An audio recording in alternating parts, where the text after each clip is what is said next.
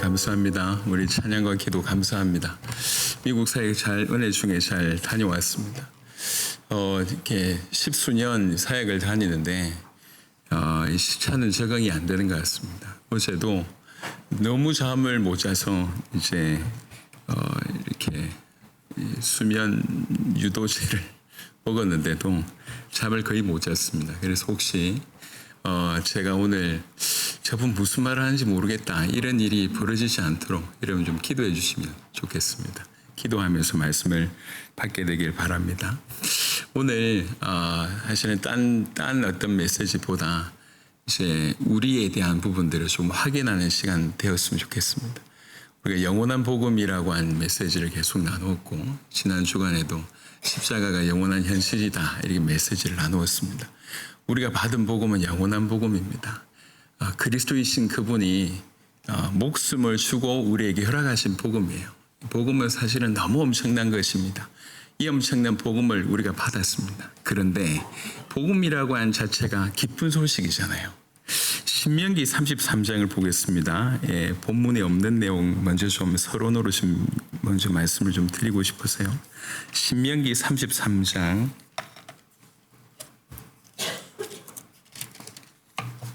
29절에 신명기 33장 29절에 이스라엘이여 너는 행복한 사람이로다. 여호와의 구원을 너같이 얻은 백성이 누구냐. 그는 너를 돕는 방패시요 네 영광의 칼이시로다. 네 대적이 너에게 복종하리니 네가 그들의 높은 곳을 밟으리로다. 성경이 이스라엘은 구원받은 우리를 얘기한다고 볼 수가 있습니다. 너는 행복한 사람이다 이렇게 얘기합니다. 복음은 기쁜 소식이고요. 우리는 행복한 사람이라고 성경이 정의합니다. 그런데 우리는 행복하느냐 이 얘기를 하고 싶은 거예요. 복음이 우리에게 기쁜가 이 얘기를 하고 싶은 거예요. 사실은 받은 것이 너무나 정확한데 나는 실제로 그러한가? 만약 그러하지 못하다고 하면 무엇이 문제인가? 이걸 어떻게 풀어야 되는가? 오늘 좀 차분하게 한번 얘기를 해보도록 하겠습니다. 그래서 행복이라고 하는 부분들이 사실은 조금만 들여다보면 이건 하나님과 관계에 있고 하나님과의 어떤 화해 속에서 풀어낼 수 있는 부분입니다. 그래서 오늘 나중에 후반에 좀 핵심이 나오겠지만 이거였구나. 이걸 내가 놓쳤구나. 이거라고 하면 라고 하는 것들이 여러분들에게 좀 새겨지지 않을까 생각이 듭니다. 그래서 오늘부터 하나님과의 어떤 관계가 회복이 되고 참으로 행복한 자로 변화되는 그런 시작이 있게 되기를 예수 그리스도 이름으로 축원합니다. 그래서 하나님과 화해하세요. 그러면 행복해집니다. 이렇게 제가 약간 좀 낯간지러운 어떤 그런 주제로 제목을 정했는데 왜 이런 제목을 정했는지를 여러분들이 나중에 알게 되실 것 같습니다. 자, 우리 본문 시편 144편 여러분 느끼시죠? 제가 힘이 없다는 걸 느끼시죠? 여러분 계속 기도를 부탁을 드립니다. 지금 제가 몸 안에 있는지 몸 밖에 있는지 잘 모르겠어요. 시편 144편 이 시편은 전쟁 중에 쓴 시입니다. 전쟁 중에 왕인 다윗이 쓴 시인데요. 전쟁이기 때문에 얼마나 위기겠어요. 그런 중에 간절히 바라는 어떤 무엇을 얘기하고 있습니다. 시편 144편 12절에 보면 우리 아들들은 어리다가 장성한 나무들과 같으며 우리 딸들은 궁전의 양식대로 아름답게 다듬은 모퉁이 돌들과 같으며 우리의 곳간에는 백곡이 가득하며 우리 양은 들에서 천천과 만만으로 번성하며 우리 수소는 무겁게 실었으며 또 우리를 침노하는 일이나 우리가 나아가 막는 일이 없으며 우리 거리에는 슬피 부르짖음이 없을진데 무슨 얘기냐면 간절히 바라는 바요. 무슨 표현이냐면 자녀의 성장, 경제적인 풍요, 그 다음에 외세의 침략이 없는 나라의 평화, 사회적인 안정, 우리가 다 바라는 거잖아요. 지금 전쟁 중에 간절히 이걸 기대하고 있다는 거예요. 전쟁의 위기이기 때문에 더 간절할 수밖에 없지 않습니까? 그런데 이게 전부가 아닙니다. 결론은 15절입니다. 이러한 백성은 복이 있나니 여호와를 자기 하나님으로 삼는 백성은 복이 있도다. 앞에 보이는 복들은 눈에 보이는 복들이고요. 우리 모두가 바라는 복들입니다. 자녀가 잘 되고 경제적으로 안정하고 풍요롭고 사회적으로 안정하고 나라가 평화롭고 다 바라는 복이에요. 근데 대부분은 여기까지만 바랍니다. 이 모든 복은 눈에 보이는 복이지만 이거는 복의 그림자일 뿐입니다. 복의 실체는 하나님이라고 다윗이 얘기하고 있는 거예요. 하나님이 복의 실체다. 이 하나님께 받은 복, 이 하나님의 어떤 은혜를 누리는 자에게 이런 복이 따라온다고 성경은 그렇게 다윗을 통해서 우리에게 얘기하고 있는 것입니다. 그래서 다른 것보다 다윗처럼 가장 전쟁의 상황에, 위기의 상황에 하나님을 의지하는 왕의 입장으로서 이 기도를 했다는 거예요. 여러분, 다윗은 오랫동안 전쟁을 해왔던 사람이에요. 그리고 전쟁을 통해서 많은 걸 경험했던 사람이에요. 그리고 전쟁을 통해서 뭐가 복인지 알았던 사람이에요. 눈에 보이는 복도 너무 중요한 복이지만 이것과 비교할 수 없는 복이 하나님이다. 이게 다윗이 가지고 있던 신앙입니다. 이 다윗이 그야말로 행복자라는 거죠. 그래서 우리도 이 눈에 보이는 복에서 한 단계 넘어가는 이런 은혜, 이게 지금 저와 여러분들 가운데 필요하다는 것입니다. 오늘 우리는 요 얘기를 좀 해볼 것입니다. 진정한 복이 뭔가? 여러분, 제 주보에 성경 구절들을 제가 좀 많이 넣었는데요. 주보 뒤편에 있는 구절들을 한번 참고해 보시길 바랍니다. 자, 오늘 행복에 관한 얘기를 좀 하겠는데 이 행복은 반드시 하나님과의 관계, 조금 더 얘기하면 하나님과의 화해 가운데서 나온다. 이게 이제 결론입니다. 주제입니다.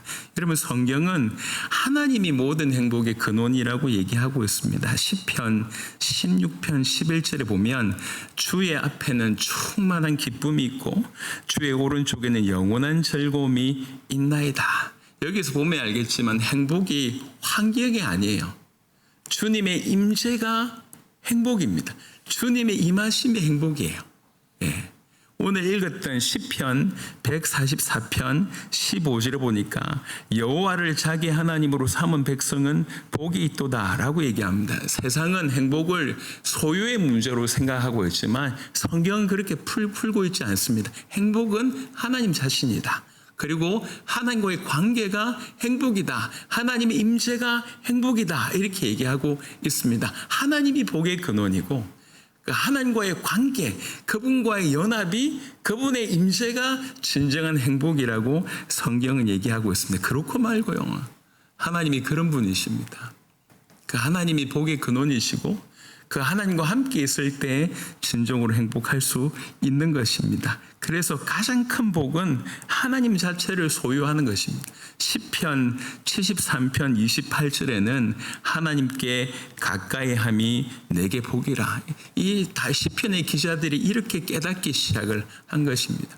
여러분, 하나님 자신이 복이에요. 그래서 하나님의 임재가 우리에게 행복이 되는 거고 하나님과 가까이 하는 것이 우리에게 진정한 의미의 복이 된다고 성경은 그렇게 얘기하고 있습니다. 왜 그런데요?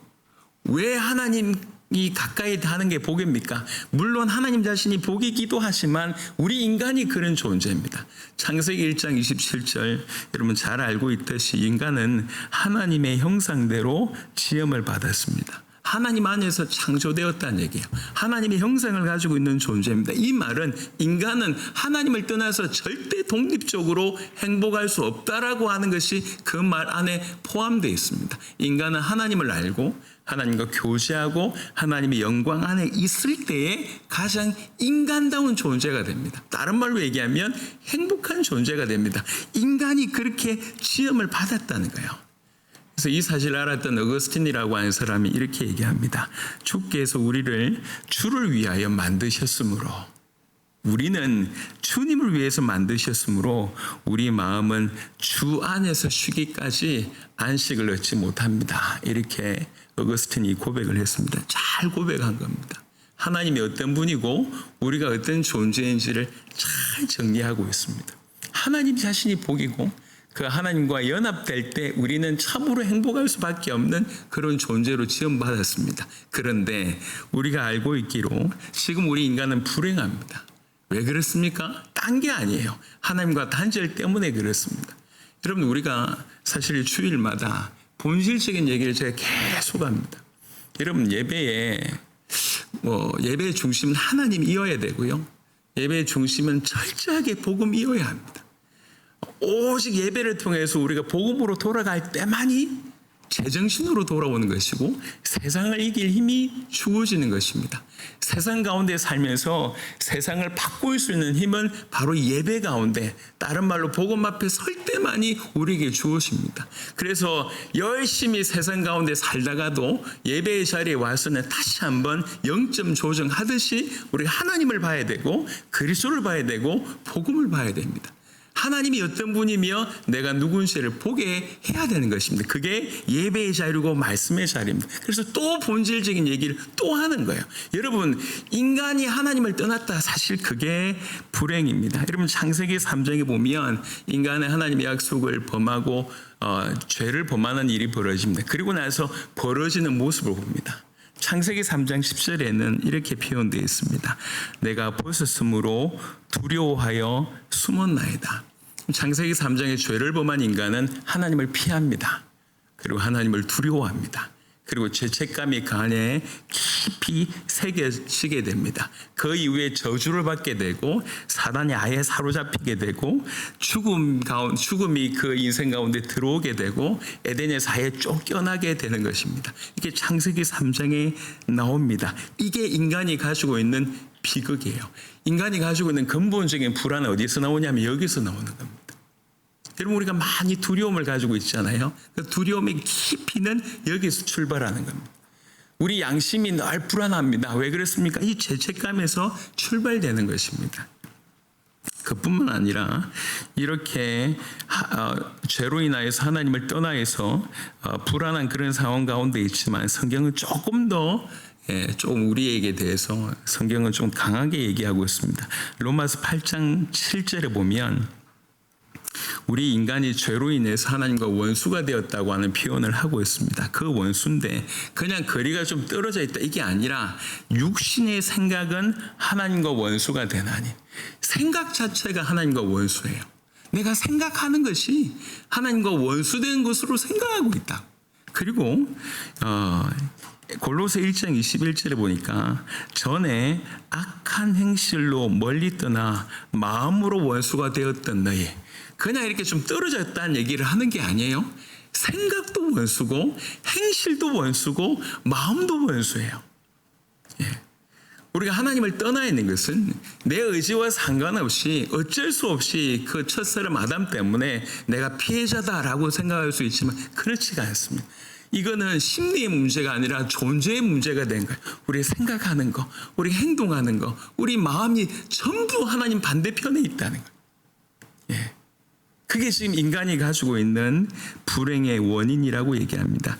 예레미야 2장 13절에는 내 백성이 두 가지 악을 행하였나니 곧 생수의 근원이 되는 나를 버린 것과 스스로 웅덩이를 판 것인데, 생수가 그분에게서 나오는데 그분을 버렸어요.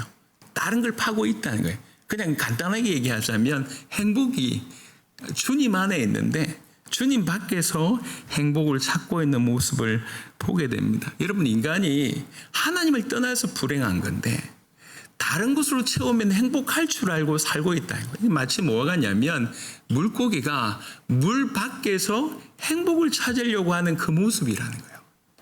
인간의 불행은 병이 있기 때문에 불행한 게 아니에요. 가난하기 때문에 불행한 게 아니라 뭔가 능력이 없기 때문에 불행한 게 아니에요. 인간의 모든 불행의 원인은 하나님과 끊어져서 왔습니다. 근데 그 상태에서 하나님이 행복의 근원인데 하나님을 찾지 않고 다른 걸 찾고 있다는 거예요. 그게 인간의 모습입니다. 그래서 솔로몬이라고 하는 사람은 잘 아시지 않습니까? 솔로몬이 어떤 사람이냐라고 얘기할 때 그나마 이 시대에 좀 비교해 볼 수 있는 사람이 저 일론 머스크 정도 되는 것 같습니다. 보니까 신문에 억만장자가 아니라 이제 조만장자가 됐다고 해요. 조만장자. 조만장자 도대체 얼마나 돈이 많은지 잘 모르겠지만 조만장자가 됐어요. 왜 우리 교회는 조만장자가 없습니까? 이런 생각을 하게 되는데 여러분들 중에 그런 분이 나오시길 바랍니다. 조만장자가 됐대요. 굉장히 똑똑합니다. 돈을 엄청나게 벌고요. 제가 알기로는 아내가 4명인가 그렇다더만요. 그리고 자녀가 10 몇 명이래요. 굉장히 독특한 사람입니다. 솔로몬이 그럼에도 불구하고 일론 머스크가 솔로몬을 따라갈 수가 없습니다. 그 지혜의 면에 있어서. 그리고 뭐 이 사람은 아내가 4명인데 저 사람은 이 사람보다 한 몇 배, 100배 이상은 더 많아요. 아내. 그리고 모든 걸 누려봤어요. 그래도 이제 권력이라고 얘기할 때 왕의 권력은 대단하지 않습니까? 다 누려봤어요. 그런데 전도서 1장 2절에 그 모든 것을 경험한 후에 솔로몬은 이런 결론을 내립니다. 헛되고 헛되며 헛되고 헛되니 모든 것이 헛되도다 라고 얘기하고 있습니다. 하나님 없이 누린 모든 것은 절대로 인간 영혼을 만족할 수가 없습니다. 여러분 이게 제 기본 전제를 얘기하고 있습니다. 기본 전제. 왜 우리가 행복이 없는가?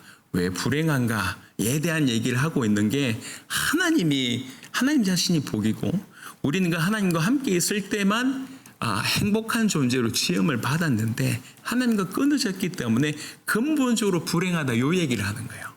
우리 마음에 있는 근본적 그러니까 다른 어떤 것으로 채워도 이게 채워지지가 않아요. 지금 아까 얘기했듯이 전쟁 중에 평화 얼마나 기대합니까? 자녀들이 다 쓰러져 죽고 있는데 자녀들이 건강하게 자라고 경제적으로 풍요롭고 안정이 되고 평화로운 모습 전쟁 중에 이게 얼마나 사모가 되겠어요. 하지만 이게 전부가 아니란 거예요. 이게 채워져도 인간 영혼을 만족시킬 수가 없다는 겁니다. 왜 그렇습니까? 하나님을 떠나 있기 때문에 그렇습니다. 여러분 다른 사람은 몰라도 우리는 이 말을 알아들어야 돼요. 우리만큼이라도 이 말은 알아들어야 돼요.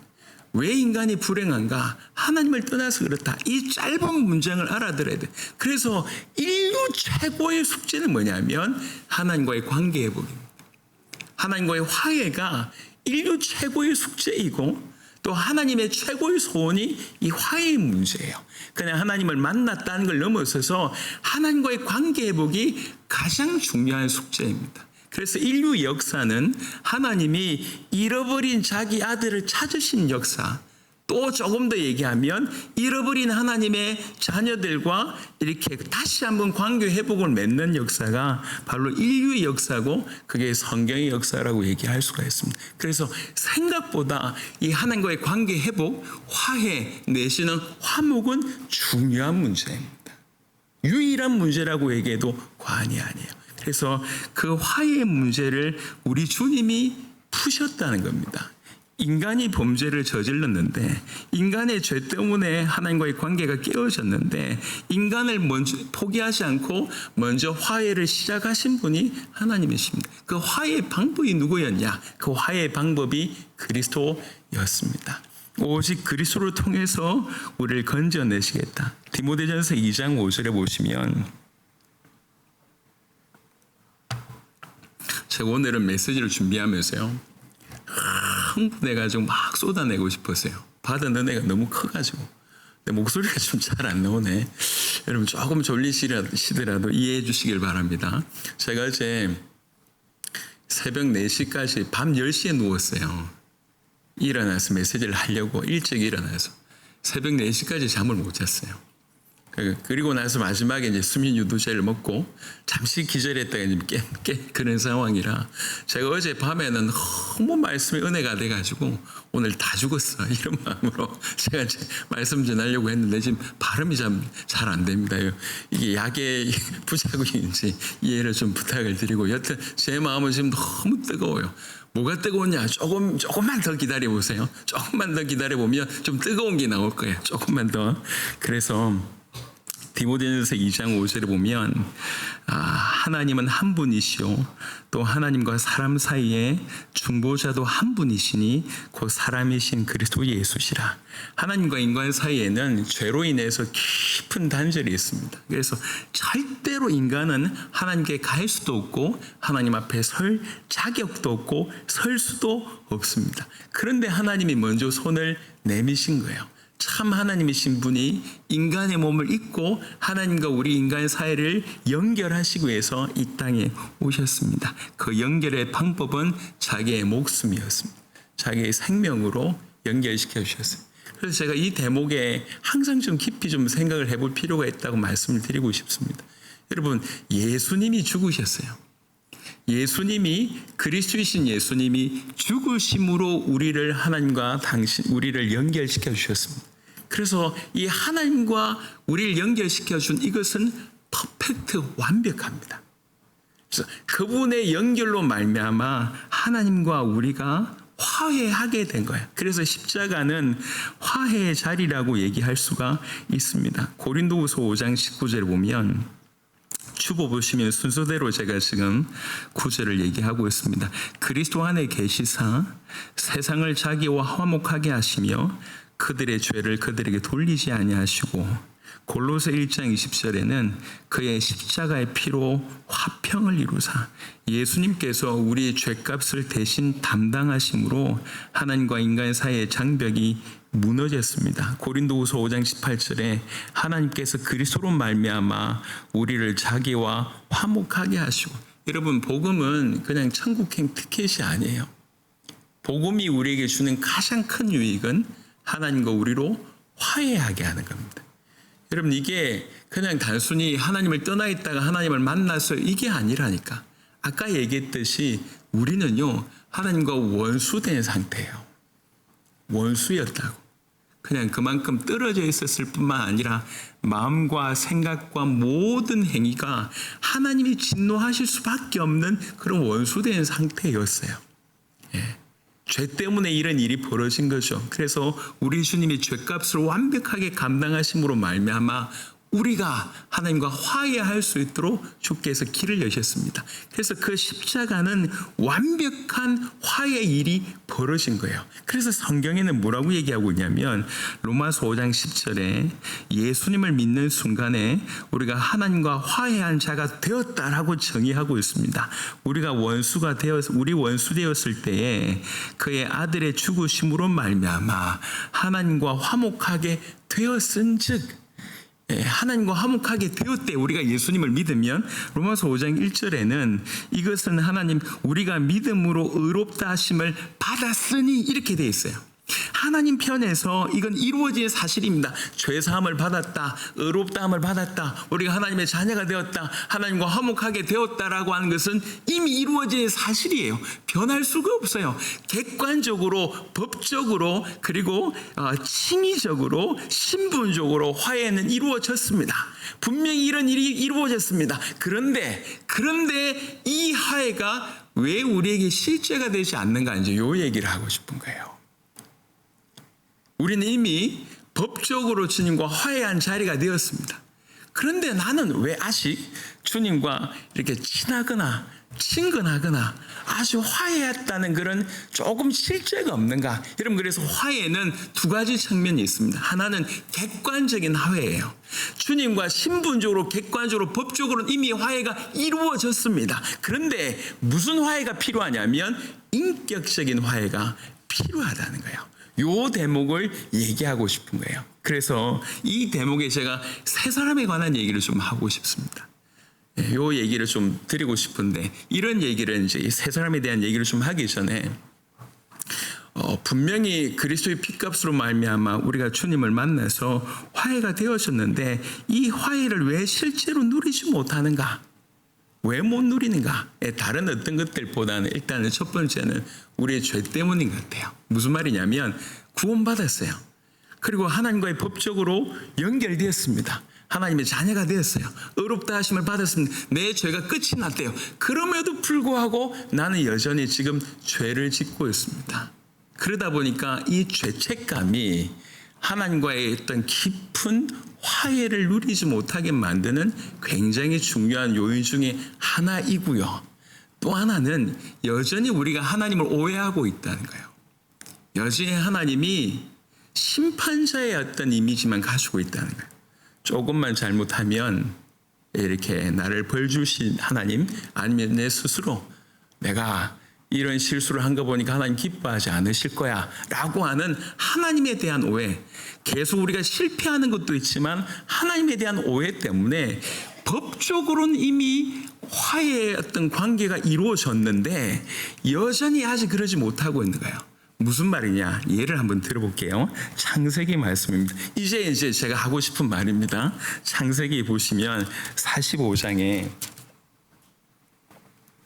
요셉의 얘기를 좀 말씀드려보면, 요셉의 형들이 어릴 때부터 요셉을 많이 괴롭혔습니다. 그래서 어느 정도 괴롭혔냐 이러면 아시듯이 쟤를 죽여야 되겠다. 10명의 형들이 이렇게 얘기할 정도면 요셉도 똑바로 산 건 못된 것 같아요. 싸가지가 없었지 않았나 이런 생각이 들 만큼 10명의 형들이 대놓고 쟤를 죽여야 되겠다고 할 정도니까 그 10명의 형들이 결국 죽이려고 하다가, 죽이는 것보다는 이렇게 우리 직접 손으로 피를 묻히는 게 그렇지 않냐. 그래서 동굴에 그냥 빠뜨리잖아요. 구덩이 속에 빠뜨리. 그 중에 한 형이 나중에 다른 사람 없을 때 건지려고 했는데 그 사이에 이 사람을 팔았잖아요. 10대의 나이입니다. 한참 감수성이 예민한 10대의 나이에 10명의 형들이 동생을 죽이려고 했고 마침내 팔았잖아요. 여러분 이거 그냥 성경 얘기라고 생각하지 마세요. 여러분의 얘기라고 생각해 보세요. 얼마나 마음에 원한이 있을 수밖에 없어요. 그런데 극적으로 요셉이 총리가 되어서 이 사람들을 받아줍니다. 45장에 4절부터 보시면 45장 4절부터 요셉이 형들에게 이르되 내게로 가까이 오소서. 그들이 가까이 가니 이르되 나는 당신들의 아우 요셉이니 당신들의 애굽의 판자라. 당신들이 애굽에 팔았잖아 이렇게 얘기합니다. 당신들이 나를 이곳에 팔았다고 해서 근심하지 마소서, 한탄하지 마소서. 하나님의 생명을 구원하시려고 나를 당신들보다 먼저 보내셨나이다. 이 땅이 2년 동안 흉년이 들었으나 아직 5년은 밭가리도 못하고 추수도 못할지라. 하나님이 큰 구원으로 당신들의 생명을 보존하고 당신들의 후손을 세상에 두시려고 나를 당신들보다 먼저 보내셨나니 그런즉 나를 이리로 보낸 이는 당신들이 아니요 하나님이시라. 하나님이 나를 바로에게 아버지로 삼으시고 그 온 집의 주로 삼으시며 애굽 온 땅의 통치자로 삼으셨나이다. 이렇게 얘기를 합니다. 애굽 요셉 입장에서는 이게 하나님이 행하셨다고 믿었기 때문에 용서를 했어요. 근데 형들은 요셉의 말을 듣고 이제 아버지까지 모셔와서 같이 삽니다. 같이 사는데 항상 마음에 뭐가 캥기냐면 죄를 범했잖아. 요셉을 죽이려고 했잖아. 이게 계속 의심이 되는 거예요. 진짜 동생이 우리를 용서했을까? 이게 결정적으로 언제 분출되냐면 아버지가 이제 죽습니다. 야곱이 죽어요. 그때 이제 이 불안이 극에 달하기 시작한 겁니다. 아버지 살아있을 때는 우리를 봐줬지만 이제 아버지가 죽었다. 우리를 어떻게 할 것 같지 않냐? 형들의 얘기예요. 50장에 그런 불안이 그대로 드러납니다. 50장을 한번 보겠습니다. 15절부터 보면 요셉의 형제들이 그들의 아버지가 죽었음을 보고 말하되 요셉이 혹시 우리를 미워하여 우리가 그에게 행한 모든 낙을 다 갚지나 아니할까 하고, 요게 이 사람의 상태였다고요. 창세기 45장부터 창세기 50장까지 꽤 시간이 많이 흘렀어요. 그 시간 동안에 요셉하고 같이 밥 먹고 사우나도 가고 밥 먹고. 안 웃네. 이게 무슨 얘기인지 모르네 지금. 그냥 넘어가야 되겠습니다. 설명을 제가 못하겠네. 여튼 많은 시간을 같이 보냈어요.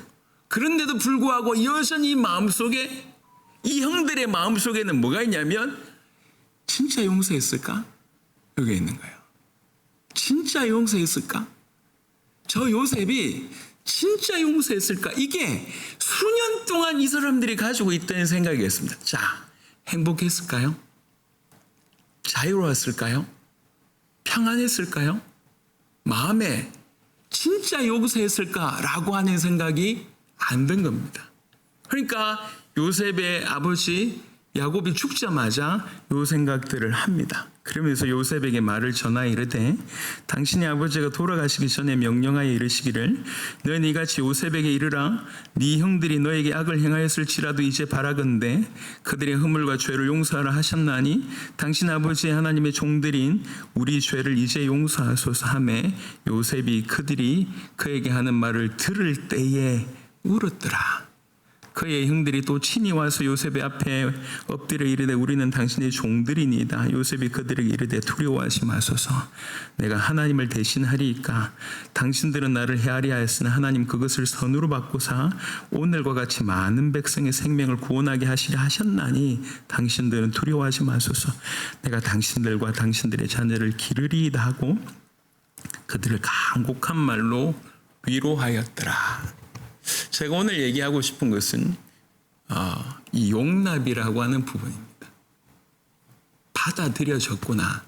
딱 요 순간 요셉의 형들이 요 순간 진실로 한 거예요.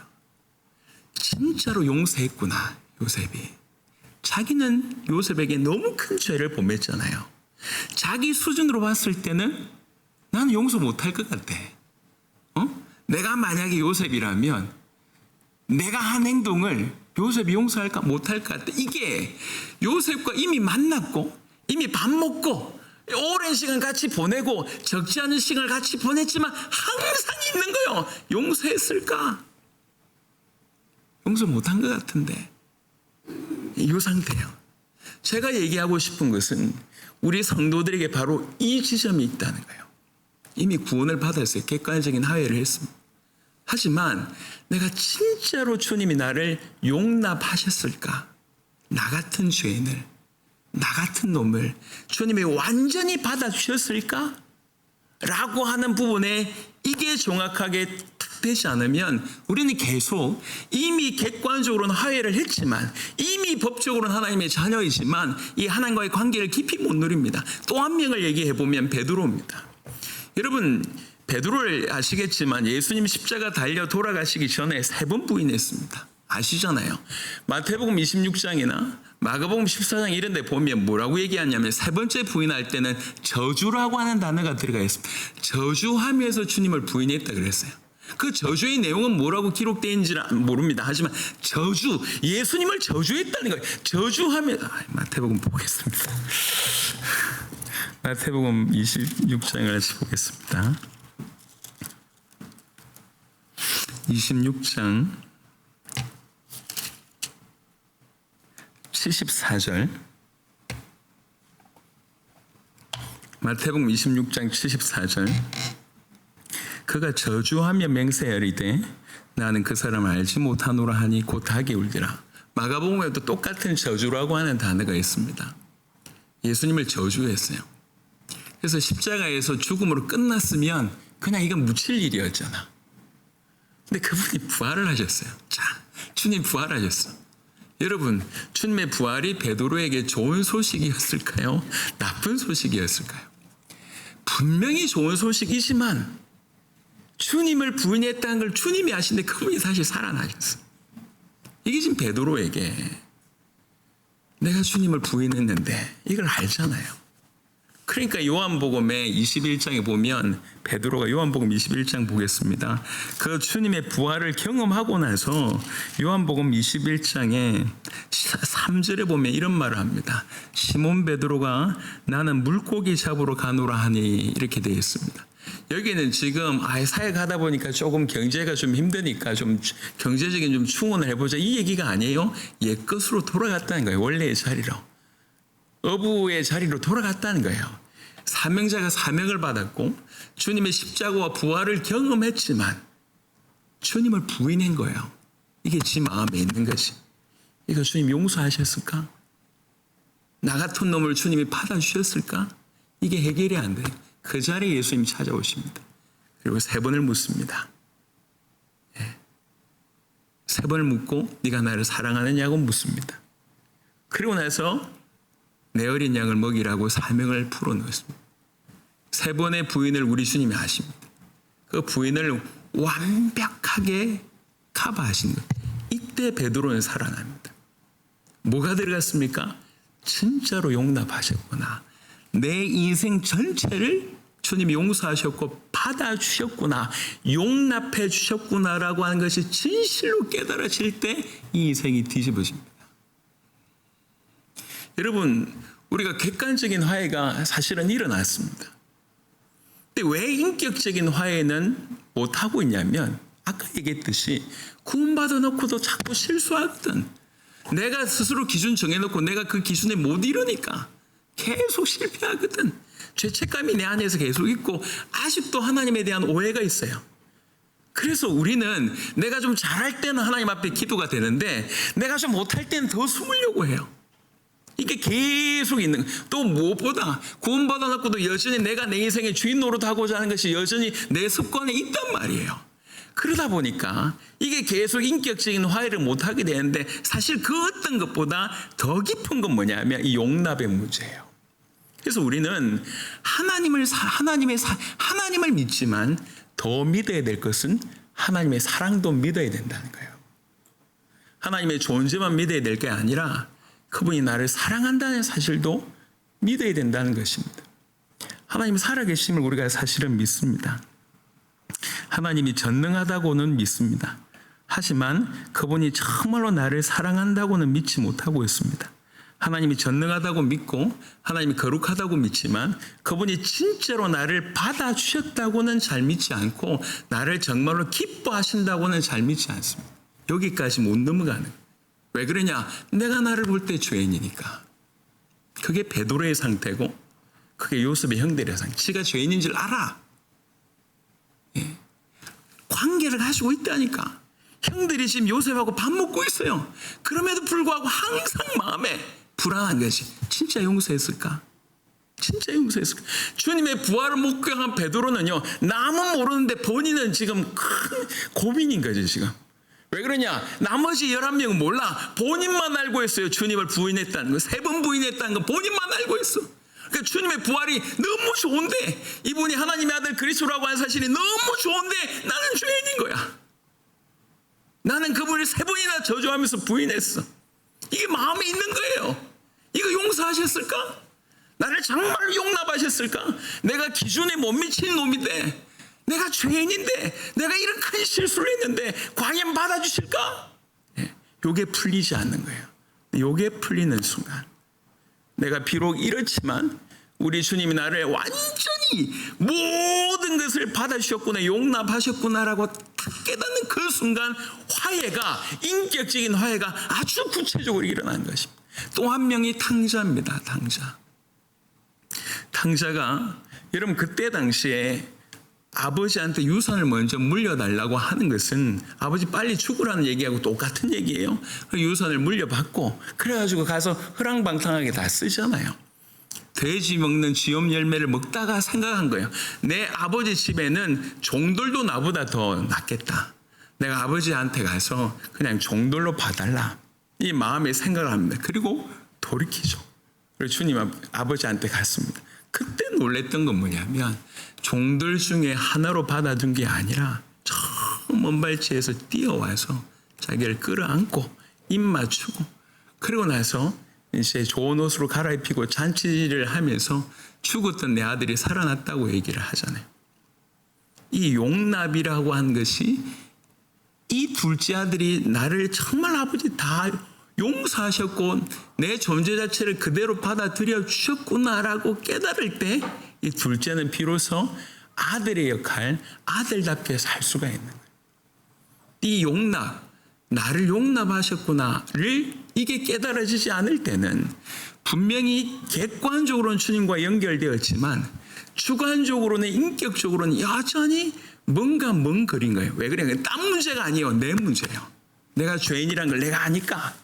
내가 구원받아 놓고도 난 이러면 안 되는데 자꾸 이러고 있어. 자기 기준에 이것까지 받아주셨을까? 이게 나한테 아직 답이 안 되는 거예요. 근데 성경은 뭐라고 얘기하고 있냐면 우리가 죄인 되었을 때 이렇게 얘기합니다. 우리가 원수 되었을 때 이렇게 얘기합니다. 주님의 사랑은 우리 수준의 사랑이 아니에요. 조건 맞으면 취하고 아니면 버리는 사랑이 아니라고. 우리 주님은 우리 모든 것을 용납하는 그런 상황입니다. 여러분, 요셉의 형들이 요셉과 관계 가지면서 얼마나 불안했을까요? 얼마나 힘들었을까요? 요셉은 이미 용서했는데 이 사람은 그게 안 믿어지는 거지. 지 수준에.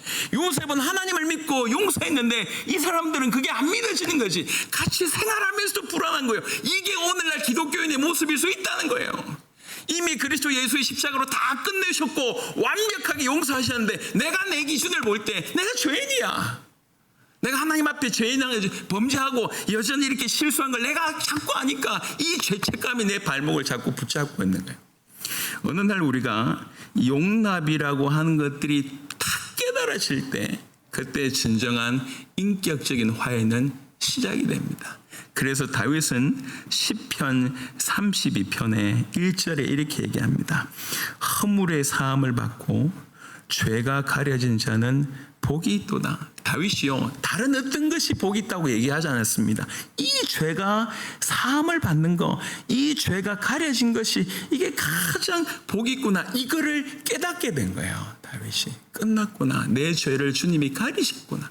내 허물을 사하셨구나. 이게 진짜 복이구나 라고 하는 것을 다윗이 깨닫게 되었습니다. 여러분, 인간 영혼의 가장 갈망은 내가 사랑받고 있는가?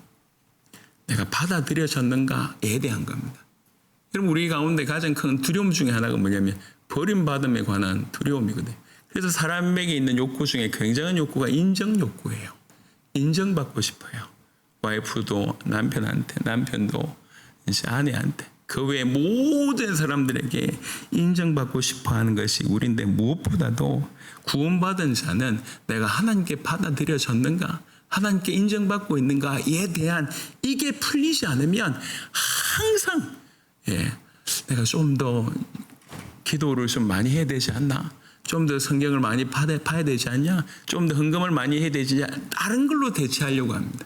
여러분, 오늘 이 시간에 그 모든 것들 내려놓고요, 저와 여러분들이 딴 게 아니라 주님이 나를 용납하셨다 라고 하는 것들이 저와 여러분들이 부딪히기 시작을 하면 화해가 시작이 됩니다. 화해는 딴 게 아니에요.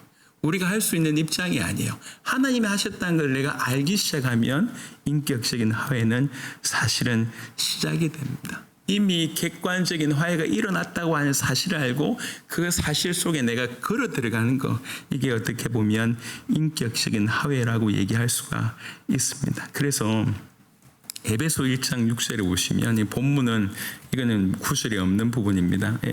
에베소 1장 6절에 보면 이 한국 번역하고 영어 번역하고 약간 좀 다른데요.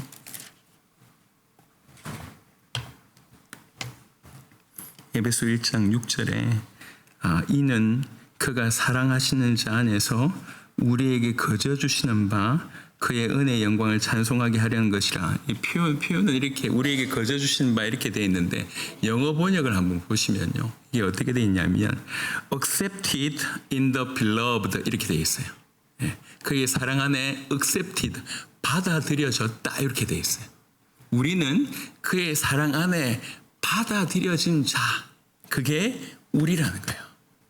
그래서 우리 수준으로 하나님을 재단하지 말고, 내가 이런 죄인임에도 불구하고 주님이 나를 용납하셨구나, 모든 걸 받아들여 주셨구나.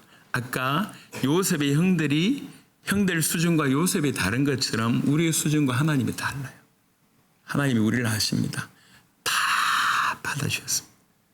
내가 온전히 주님에게 받아들여졌구나를 깨달을 때에, 그때부터 하나님과의 관계는 완전히 다른 차원으로서의 관계가 시작이 됩니다. 이 관계가 우리에게 행복을 주는 거예요.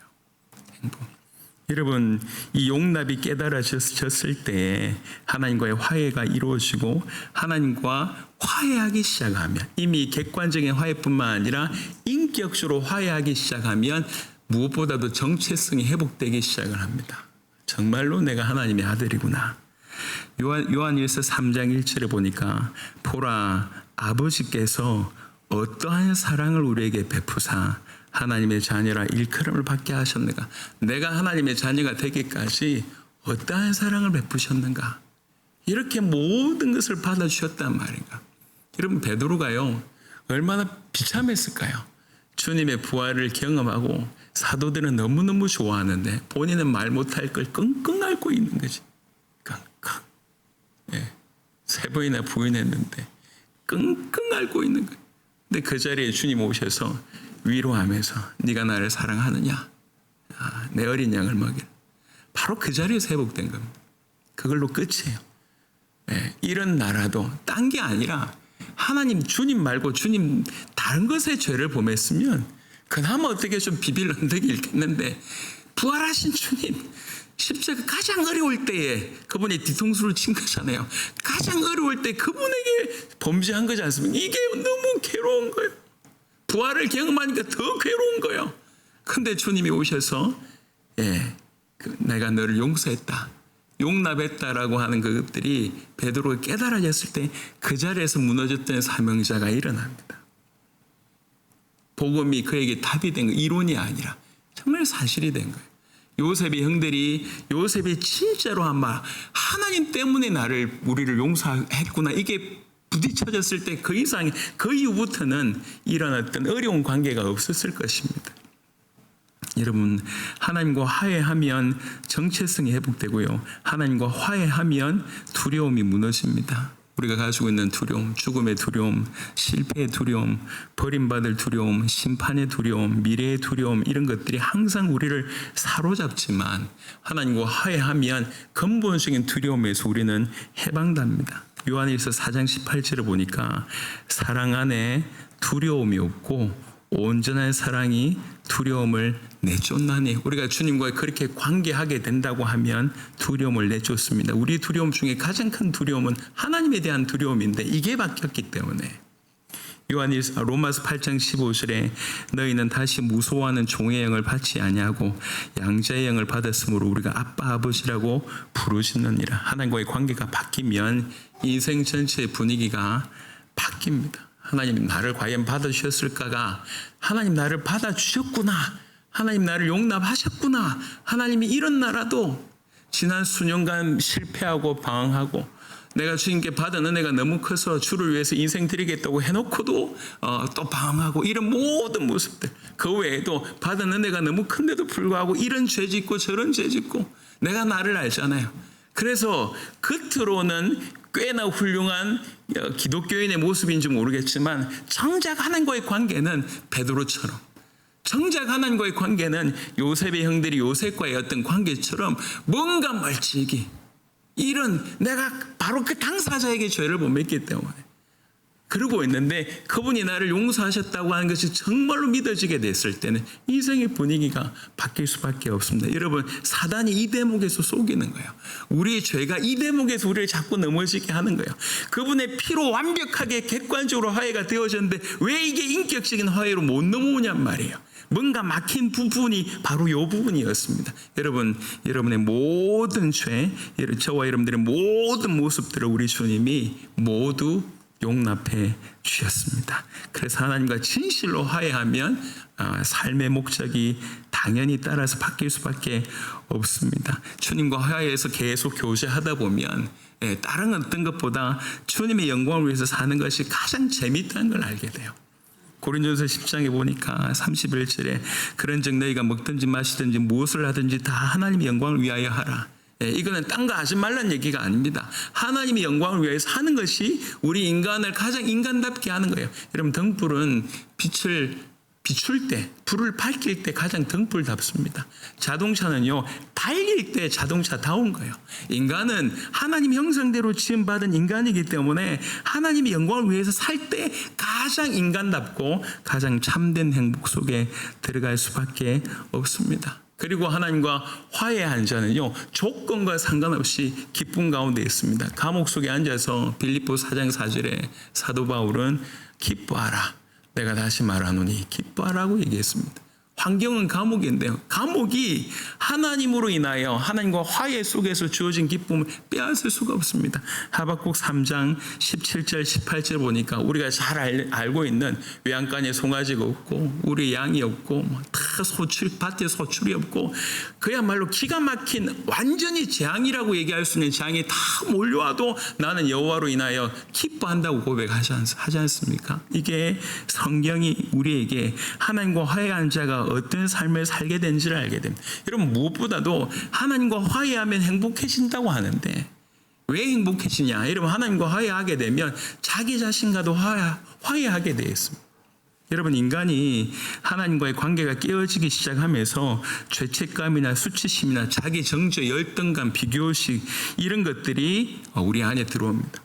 하지만 하나님을 만나게 되면 화해하게 되면 복음만 해서 이것이 다루어지게 되어 있습니다. 여러분 하나님과 관계가 깨어지면 인간은 자기 자신도 제대로 볼 수가 없어요. 교만해지거나 아니면 절망합니다. 자신을 과대평가하거나 아니면 혐오합니다. 남보다 우월하려 하거나 아니면 남과 비교하여 무너지게 됩니다. 하지만 하나님과 화해하게 되면 두 가지를 보게 됩니다. 아까 말씀드렸던 것처럼 이 두 가지는 항상 가야 됩니다. 하나 내가 죄인이야. 그런데 내가 그리스도 안에서 용납받았어. 이게 같이 가야 돼요. 죄인이라고 하는 사실을 모르면 내가 그냥 하나님께 사랑받는 자야 라고 하는 사람들은 그냥 교만에 빠지거나 방종에 빠집니다. 또 죄인이라고 하는 사실만 알면 절망 가운데 빠져 있는 거예요. 난 죄인인데 그리스도 안에서 사랑받는 자다, 용납받은 자다라고 하는 것이 같이 갈 때 이게 건강한 신앙인입니다. 건강한 신앙이. 그래서 하나님과 화해하게 되면 이 건강한 신앙을 우리가 소유하게 되는 것입니다. 그래서 더 이상 자기의 의대로 살아가지 않고 주님이 나에게 베풀어 주신 그걸 바탕 위에 살 수밖에 없습니다. 그리고 하나님과 화해하면 이웃과도 화해하게 됩니다. 고린도후서 5장 18절에 그가 우리에게 화목하게 하는 직분을 주셨으니 내가 진짜로 용서받았다고 하는 사람, 용서받았다고 하는 사실을 아는 사람은 용서할 수 있습니다. 물론 모든 관계가 즉시 회복되지는 않습니다. 왜 그러냐면 상대방 중에도 너무 이렇게 죄 가운데 있는 사람이거나 아니면 적당하게 거리두기가 필요한 사람들이 있겠죠. 하지만 적어도 용서받은 입장에서는 그 사람들을 향하여 방향 바뀔 수 있다. 미움과 복수와 저주보다는 그리고 분열보다는 긍휼한 마음과 용서의 마음과 화평을 추구하는 쪽으로 우리는 그런 방향을 바꿀 수가 있다고. 내가 큰 용서를 받았다고 아는 사람은 그렇게 할 수가 있다고. 그래서 오늘 사실 주제는 행복이라고 하는 주제지만 조금 이면을 들여다보면 결국 하나님과의 관계의 문제고 그 관계를 조금 들여다보면 주님이 이미 이루셨는데 내가 믿지 않는 거. 주님은 이미 용납하셨는데 그 용납함을 내가 모르고 있거나 받아들이지 않는 이 문제임을 제가 이렇게 좀 길게 말씀을 드린 겁니다. 그래서 여러분들이 저와 여러분들이 그리스도의 피로 말미암아 완벽한 연합이 그리스도와 이루어졌다는 이 객관적인 이 바탕 하에 인격적인 화해가 오늘부터 시작될 수 있는데 그 출발은 뭐냐면 용납되었구나 라고 하는 사실이 깨달아집니다. 오늘 아까 창세기 50장에 요셉의 형들이 정말 요셉의 말을 통해서 진짜로 내가 용서되었구나, 얘가 나를 용서했네, 용납했네 라고 하는 것이 깨달았을 때 요셉의 형들의 마음이 확 밝아졌었겠죠. 베드로가 주님이 찾아오셔서 네가 나를 사랑하냐 3번 묻고 다시 사명을 주셨을 때 베드로는 그 자리에서 살아났습니다. 나는 탕자는 그냥 가서 종처럼 살려고 했는데 아버지가 가보니까 아버지가 얼마나 자기를 사랑하고 자기가 아버지께 죄를 범했는데 그 아버지가 모든 것을 받아줄 주신 걸 보고 이 사람 그 자리에서 그 생각이 아버지가 나를 용납해 주셨구나, 아들이 바뀌었을 거 아닙니까? 바로 이 지점이 우리에게 필요한 지점이에요. 여러분, 우리는 주님이 용납해 주셨습니다. 얼마나 큰 죄를 지었는지 우리 주님이 알고 저를 우리가 알지만 그 모든 죄까지 우리 주님이 용납해 주셨습니다. 여러분 굳이 사람에게 얘기할 필요는 없어요. 하지만 하나님이 아십니다. 하지만 그것 때문에 내가 하나님 앞에 죄인이라고 하는 것 때문에 못 나가고 있다고 하면 우리 수준으로 하나님을 재단하는 겁니다. 하나님은 용납하셨습니다. 모든 것을 용서해 주셨습니다. 오늘 베드로가 그 자리에서 다시 일어났던 것처럼 그럼 그 자리에서 다시 일어나게 되기를 바라고, 요셉의 형들처럼 요셉의 어떤 고백을 듣고 요셉의 형들의 생각이 바뀌었던 거죠. 당자가 아버지를 진짜로 만나고 나서 자기 생각한 수준이 아니라 그 이상으로 자기의 인생 전체를 아버지께 그렇게 큰 죄를 범했음에도 불구하고 용납해 주시는 것을 알았던 때처럼 오늘 그런 일이 우리 가운데 있게 되길 바랍니다. 그래서 하나님과의 화해가 이루어지고 진실로 행복한 삶을 오늘부터 살게 되기를 그리스도 예수 이름으로 축원합니다. 아멘.